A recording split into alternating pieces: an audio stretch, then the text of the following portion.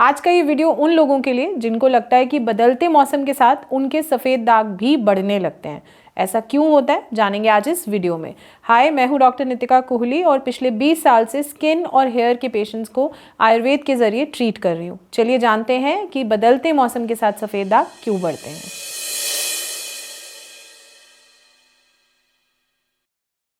बदलता मौसम, एक्चुअली में ये जो दो वर्ड्स हैं, आयुर्वेद में इसके लिए एक टर्म दी गई है जिसे कहा जाता है ऋतु संधि।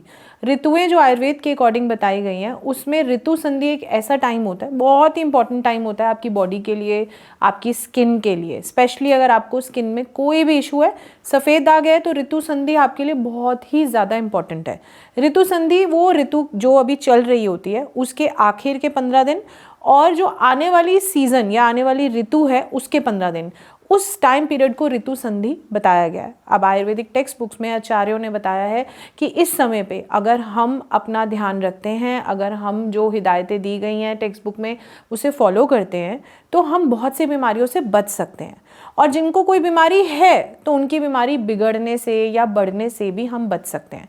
तो आज इस वीडियो में मैं आपको बताऊंगी कि विटिलिगो के लिए ऋतु संधि में आप क्या करें। स्पेशली अभी जो टाइम आने वाला है, जैसे अगर हम बात करें कि जो मार्च से जो सीज़न स्टार्ट होने वाला है उस समय पे हमें क्या क्या प्रिकॉशंस लेनी चाहिए। तो सबसे पहले तो ये जान लेते हैं कि जो वात पित्त कफ 3 दोष होते हैं, एक ऋतु में किसी दोष का संचय होता है, मतलब कि वो एक्यूमुलेट होता है आपकी बॉडी में, और फिर जब वो दूसरी ऋतु आती है तो उसका प्रकोप होता है, यानी कि उसके सारे बिगड़ते हुए सिम्टम्स हमें दिखने लगते हैं।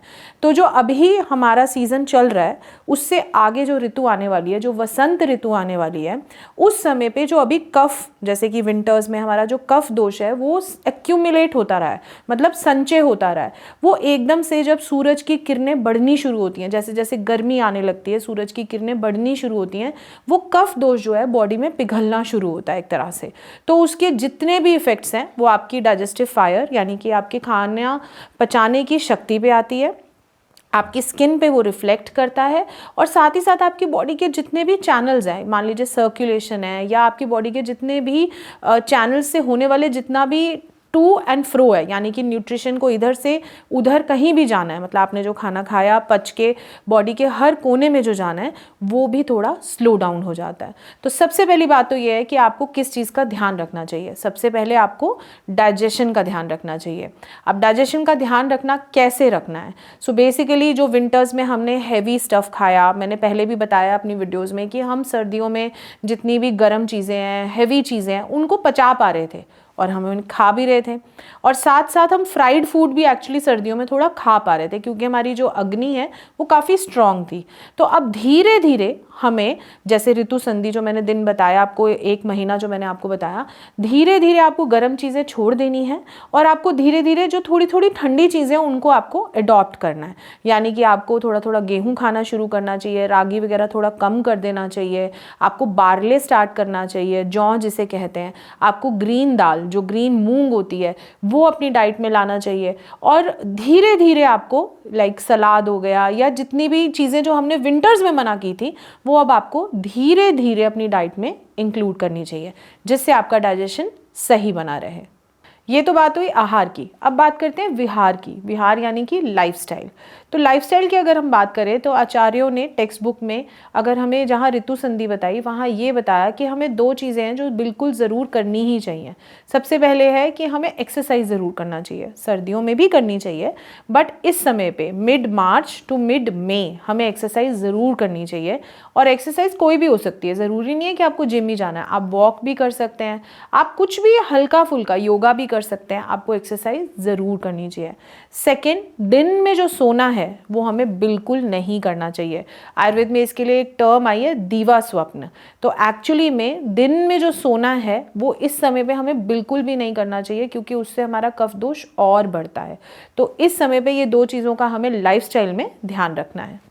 जैसे कि मैं अपनी पहली बहुत सी वीडियोस में बता चुकी हूँ कि पंचकर्म के बिना कभी कभी स्किन डिसऑर्डर्स को ट्रीट करना काफ़ी डिफ़िकल्ट होता है, तो शोधन चिकित्सा के अंतर्गत पंचकर्म आता है। तो हर सीज़न के अकॉर्डिंग भी हमें बताया गया है कि शोधन कब कब कौन सा करना चाहिए।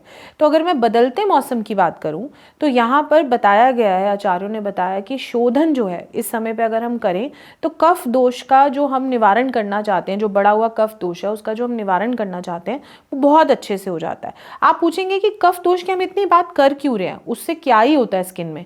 तो एक्चुअली अगर कफ दोष का कोई इम्बैलेंस होता है तो आपको स्किन में इचिंग बहुत ज़्यादा होती है। तो आप नोटिस करोगे कि अगर आप दाग बढ़ने की कंप्लेंट कर रहे हो आपको साथ साथ इचिंग की भी कंप्लेंट होती है, ऐसे ही नहीं दाग बढ़ जाते हैं। तो पंचकर्म हम जैसे कि जानते हैं कि 5 कर्म होते हैं, 5 चीज़ें ऐसी होती हैं जो कि हम करें तो हमारी बॉडी का शोधन या क्लेंजिंग होती है। तो इस समय पे जो हमें कर्म करना चाहिए वो है वमन, यानी कि बड़े हुए दोषों को वॉमिट की तरह, मतलब मुंह के रास्ते से बाहर निकालना। अब ये नॉर्मल वमन नहीं है, ये आपको एक चिकित्सक की सलाह से ही करना चाहिए। एक पंचकर्म सेंटर में जाके भी आप प्लान करवा सकते हैं, या फिर ऑफ कोर्स आपका ट्रीटमेंट मेरे साथ चल रहा है तो आप मुझसे भी प्लान करवा सकते हैं। ये घर पे खुद से नहीं करना चाहिए। वमन अगर आप इस समय पे प्लान करते हैं तो ऐसा कहा जाता है कि स्किन की कितनी भी बड़ी से बड़ी प्रॉब्लम हो आपको उसमें बहुत जल्दी रिलीफ दिखता है। तो वमन एक ऐसी चिकित्सा है जो आपको डॉक्टर के अंतर्गत करवानी चाहिए। बट सेकेंड जो नस्से बताया गया है, तो नस्से जो हम करते हैं वो आप घर पे भी कर सकते हैं। मैं अपने बहुत से पेशेंट्स को नस्से की सलाह देती हूँ, नस्से के ड्रॉप्स भी मैं उनके लिए डेवलप करती रहती हूँ अलग अलग तरह के। तो नस्से जो है वो इस समय पे आप घर पे खुद से कर सकते हैं और आपको डेली करना चाहिए। अब सबसे आखिर में सबसे इंपॉर्टेंट बात कि मेडिसिन्स का क्या करना चाहिए। क्या मेडिसिन्स भी सीज़न के अकॉर्डिंग अलग होती हैं? बिल्कुल। जब हम बात करते हैं आयुर्वेद की तो बहुत सारी चीज़ों को ध्यान में रखते हुए आपका प्रिस्क्रिप्शन या आपकी मेडिसिन का कोर्स बनाया जाता है, और इसीलिए मैं बहुत जोर देती हूँ पेशेंट्स को कि आप अपना फॉलोअप टाइम से रखें। एटलीस्ट बदलते सीज़न में तो अपना फॉलोअप बिल्कुल भी मिस ना करें। ऐसा इसलिए होता है क्योंकि जब हम मेडिसिन देते हैं विंटर्स में कुछ ऐसी हर्ब्स होती हैं जो अगर थोड़ी हीट भी प्रोड्यूस करें या थोड़ी सी अगर आपको पचाने में थोड़ा सा उष्णता भी लाएं तो वो स्किन में रिकवरी लाती हैं और मैं आपको दे सकती हूँ। तो उसके लिए आपको जब वो अक्टूबर नवंबर का टाइम होता है, सितंबर अक्टूबर एक्चुअली, तो उस समय पे आपको वो मेडिसिन जो हैं आपके प्रिस्क्रिप्शन में आना शुरू होती हैं। और ये एक ऐसा टाइम होता है जब मुझे वो मेडिसिन चेंज करके थोड़ी सी मेडिसिन को समर्स के अकॉर्डिंग, आपकी बॉडी के अकॉर्डिंग, आपके दोषों के अकॉर्डिंग रिवाइज करना होता है। तो भले ही आपको लगता है कि ये मेडिसिन मैडम ने अब चेंज करके अभी दे दी, ये ऐसे हो गया, बट उसके पीछे एक साइंटिफिक लॉजिक है और एक बहुत बड़ी साइंस है जो शायद एज अ पेशेंट आप ना समझ पाए, बट एक आयुर्वेदिक चिकित्सक इसको बखूबी समझता है। तो अपनी मेडिसिन को रिवाइज करवाना सीजन के अकॉर्डिंग, स्पेशली बदलते सीजन में, ना भूलें।